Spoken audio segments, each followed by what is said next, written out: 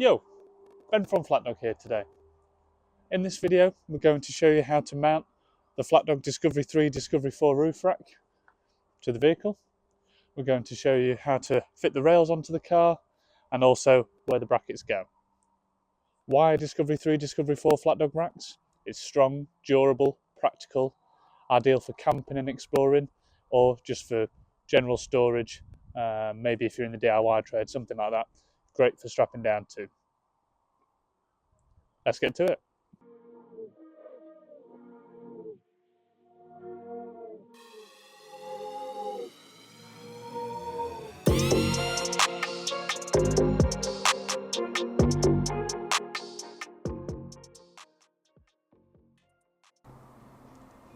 Great, so as we can see, we've got the Discovery 3 roof rack here. We've got the windbreak pre-bolted on.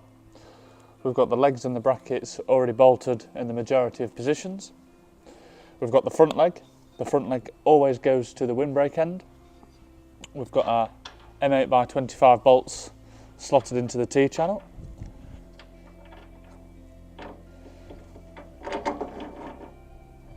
The leg just simply slides over the bolts.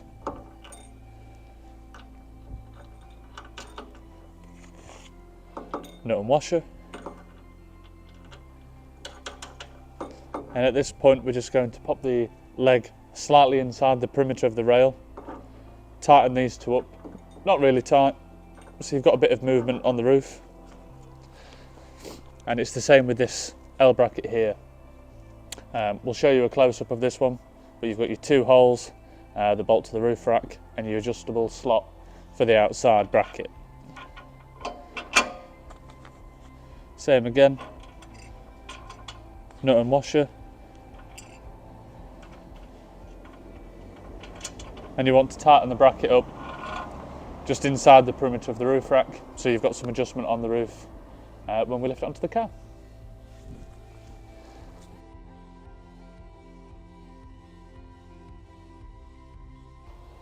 So we're on the roof of a Discovery 3, same for a Discovery 4. As you can see, this one's got mounting rails in, which we're going to take off. So to do that, you remove the caps.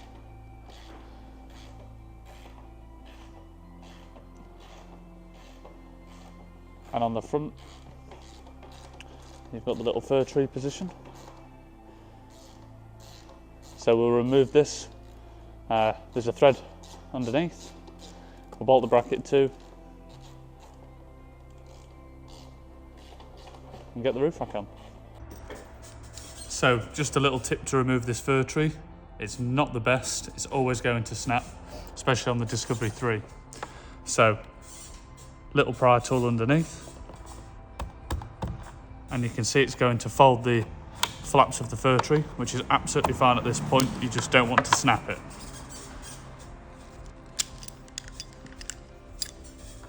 From there, we're going to use a good set of mole grips and really try and pinch the bottom of the plastic just underneath the flap. You want to try and just catch onto the main stem as tight as you can with those. And then the same removal tool underneath both. A little bit of pressure. And it just pops the fir tree straight out the thread. We'll give the thread a clean, grease it up, ready for Loctite and the bracket to be bolted down. So, as you can see on this Discovery, we've got a slightly different roof rail. So this cap just comes off, unhooks. You'll have a bolt into the front thread, which is slightly different to the fir tree that we've shown you. The rail will unbolt, and then exactly the same fitting process.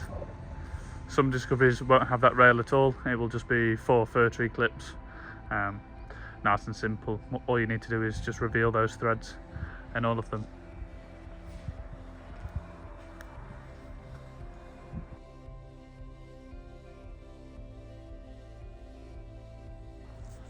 Okay, so we're going to bolt the front bracket now into the front thread.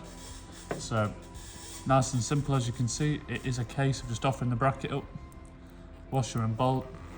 We'll pop a little bit of Loctite on.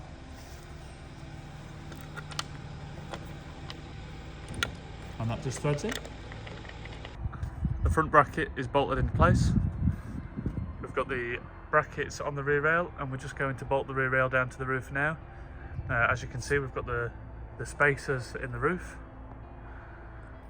and it's 3 M6 countersunk bolts to pop it down.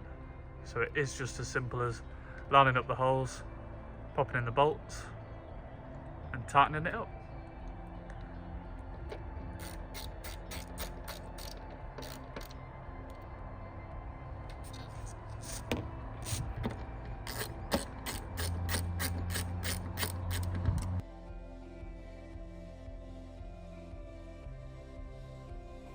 Brilliant.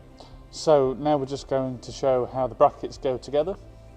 So we've got your rail, which will mount on the roof. We've got your brackets, which will bolt to the rail. So we've got 2 different sizes, as you can see. One's a little bit taller, and we'll show you on the car where that goes in terms of front to back on the roof. We've got your brackets that fit to the roof rack, along with your front leg, which you've seen also previously. So just a little close-up of how these function and go together. You've got the 2 holes to mount onto the roof rack, so your roof rack is on top. You've got your bottom bracket to the rail, and they simply slot together. So then it's a nut and bolt through the hole, and as you can see, you've got a little bit of adjustment there just to get your roof rack level on your car. To fix this bracket into the rail, you've got a nice little block that slides into the rail, so that slides in, giving you a captive thread. You've simply got your M8x16 bolt, which will go down, screw into that block, and you'll pop 2 in on each bracket. Position those loosely on the rail, and then bolt everything together once the roof rack's on.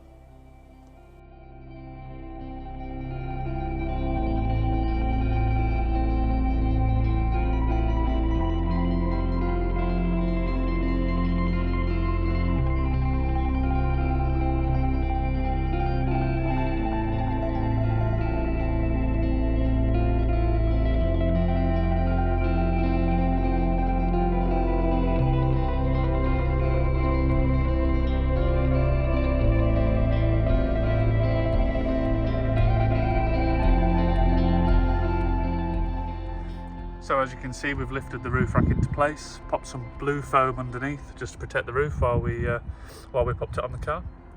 So now this is where the adjustable brackets come into their own. So what we will do is we will slide the brackets so they meet together, and from there then we bolt everything up.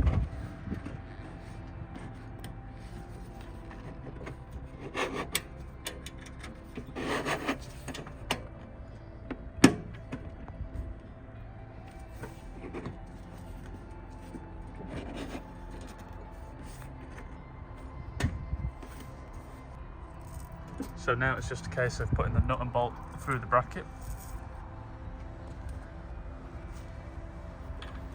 It can be quite fiddly at times, but if you just lift the rack up slightly, there's a little bit more room.